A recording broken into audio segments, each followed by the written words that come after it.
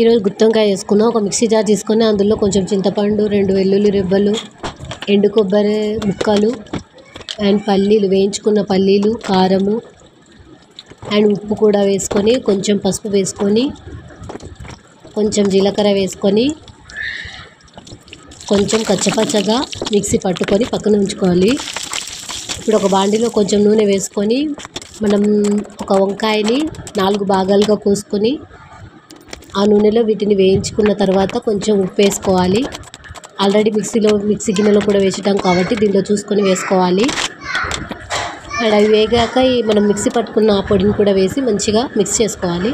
అందులో కొంచెం గరం మసాలా అండ్ ధనియాల పొడి వేసుకోవాలి. వీటిని కూడా మంచిగా మిక్స్ చేసుకోవాలి. అండ్ కొన్ని వాటర్ పోసుకొని మంచిగా ఉడకనివ్వాలి. ఈ కర్రీ ఎంతసేపు పట్టదండి, 10 మినిట్స్ లోపే అయిపోతుంది. చాలా ఈజీగా అయిపోతుంది, తొందరగా అయిపోతుంది. నా వీడియో కనుక నచ్చినట్లయితే లైక్ చేయండి, షేర్ చేయండి, సబ్స్క్రైబ్ చేసుకోండి ప్లీజ్.